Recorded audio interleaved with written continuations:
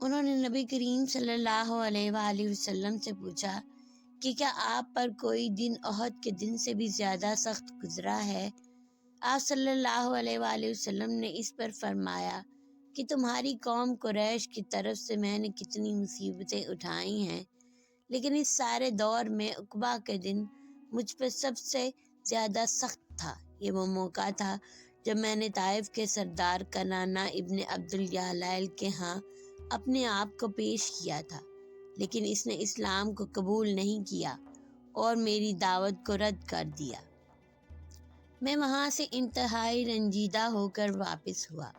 پھر جب میں قرن السالہ پہنچا تب مجھ کو کچھ ہوش آیا۔ میں نے اپنا سر اٹھایا تو کیا دیکھتا ہوں کہ بدلی کا ایک ٹکڑا میرے اوپر سایہ کیے ہوئے ہے، اور میں نے دیکھا کہ جبرائیل علیہ السلام اس میں موجود ہیں۔ انہوں نے مجھے آواز دی اور کہا کہ اللہ تعالیٰ آپ کے بارے میں آپ کی قوم کی باتیں سن چکا، اور جو انہوں نے رد کیا وہ بھی سن چکا۔ آپ کے پاس اللہ تعالیٰ نے پہاڑوں کا فرشتہ بھیجا ہے، آپ ان کے بارے میں جو چاہیں اس کا اسے حکم دے دیں۔ اس کے بعد مجھے پہاڑوں کے فرشتے نے آواز دی۔ انہوں نے مجھے سلام کیا اور کہا کہ اے محمد صلی اللہ علیہ وآلہ وسلم۔ پھر انہوں نے بھی وہی بات کہی، آپ جو چاہیں اس کا مجھے حکم فرمائیں، اگر آپ چاہیں تو میں دونوں طرف کے پہاڑ ان پر لا کے ملا دوں جن سے وہ چکناچور ہو جائیں۔ نبی کریم صلی اللہ علیہ وآلہ وسلم نے فرمایا، مجھے تو اس کی امید ہے کہ اللہ تعالیٰ ان کی نسل سے ایسے اولاد پیدا کرے گا جو اکیلے اللہ کی عبادت کریں گے اور اس کے ساتھ کسی کو شریک نہ ٹھہرائیں گے۔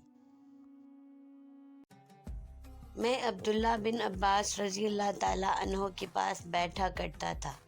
وہ مجھ کو خاص اپنے تخت پر بٹھاتے ایک دفعہ کہنے لگے کہ تم میرے پاس مستقل طور پر رہ جاؤ، میں اپنے مال میں سے تمہارا حصہ مقرر کر دوں گا۔ تو میں 2 ماہ تک ان کی خدمت میں رہ گیا۔ پھر کہنے لگے کہ عبد القیس کا وفد جب نبی کریم صلی اللہ علیہ وآلہ وسلم کے پاس آیا تو آپ نے پوچھا یہ کون سی قوم کے لوگ ہیں یا یہ وفد کہاں کا ہے؟ انہوں نے کہا کہ ربیہ خاندان کے لوگ ہیں۔ آپ صلی اللہ علیہ وآلہ وسلم نے فرمایا، مرحبا اس قوم کو یا اس وفد کو، نہ ذلیل ہونے والا نہ شرمندہ ہونے والا، یعنی ان کا آنا بہت خوب ہے۔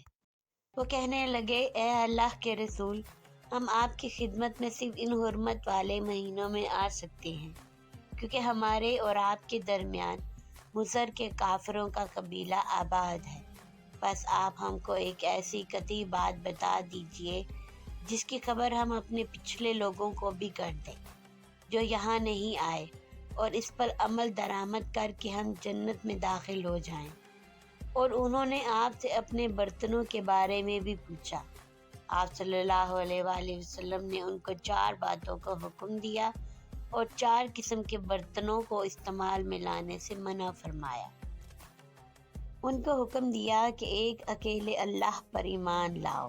پھر آپ صلی اللہ علیہ وآلہ وسلم نے پوچھا کہ جانتے ہو ایک اکیلے اللہ پر ایمان لانے کا مطلب کیا ہے؟ انہوں نے کہا کہ اللہ اور اس کے رسول ہی کو معلوم ہے۔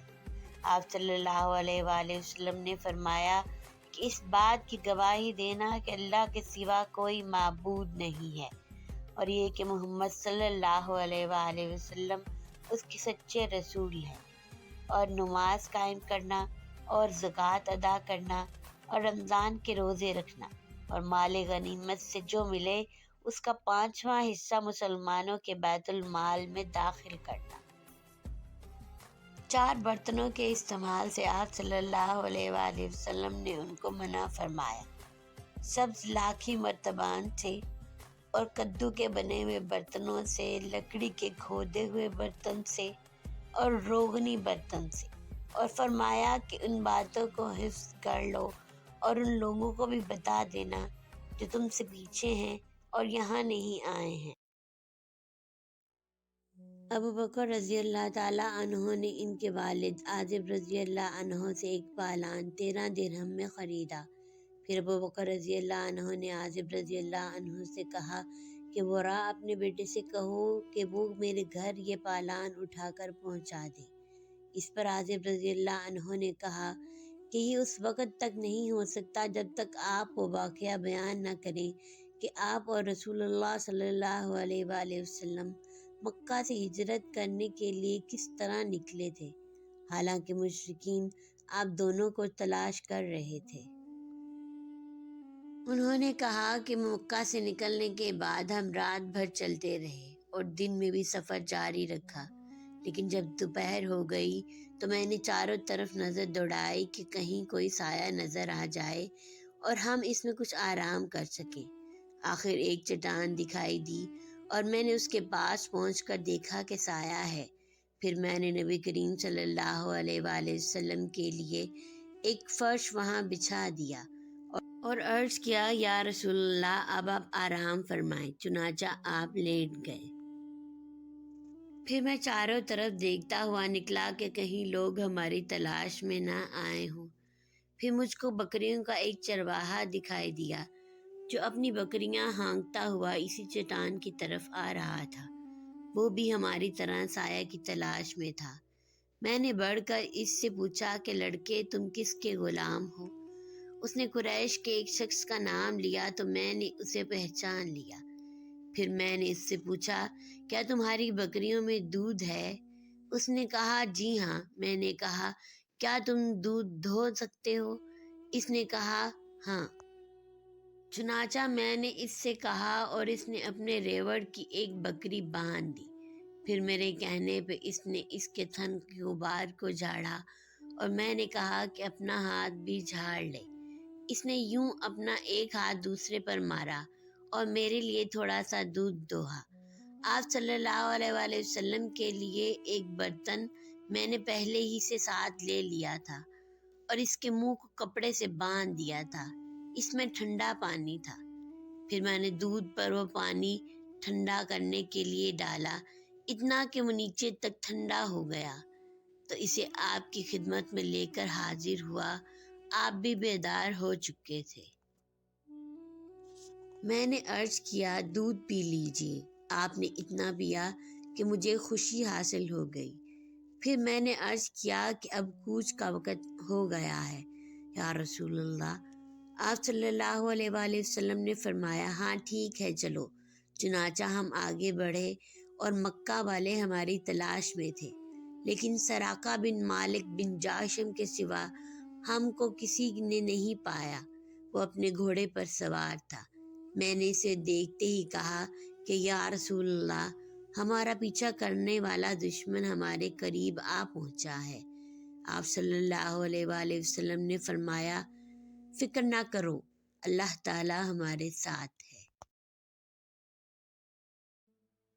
علی رضی اللہ تعالیٰ عنہ نے یمن سے نبی کریم صلی اللہ علیہ وآلہ وسلم کی خدمت میں کچھ سونا بھیجا تو آپ صلی اللہ علیہ وآلہ وسلم نے اسے 4 آدمیوں میں تقسیم کر دیا۔ اس پر قریش اور انصار کے لوگوں کو غصہ آیا اور کہنے لگے کہ آپ صلی اللہ علیہ وآلہ وسلم نے نجد کے بڑوں کو تو دیا لیکن ہمیں نظر انداز کر دیا۔ آپ صلی اللہ علیہ وآلہ وسلم نے فرمایا کہ میں صرف ان کے دل میں لانے کے لیے انہیں دیتا ہوں، کیونکہ ابھی حال ہی میں یہ لوگ مسلمان ہوئے ہیں۔ پھر ایک شخص سامنے آیا، اس کی آنکھیں دھنسی ہوئی تھیں اور پیشانی بھی اڑی ہوئی تھی، داڑھی بہت گھنی تھی اور سر منڈا ہوا تھا۔ اس نے کہا، اے محمد، اللہ سے ڈرو۔ آپ صلی اللہ علیہ وآلہ وسلم نے فرمایا، اگر میں ہی اللہ کی نافرمانی کروں گا تو پھر اس کی فرما برداری کون کرے گا؟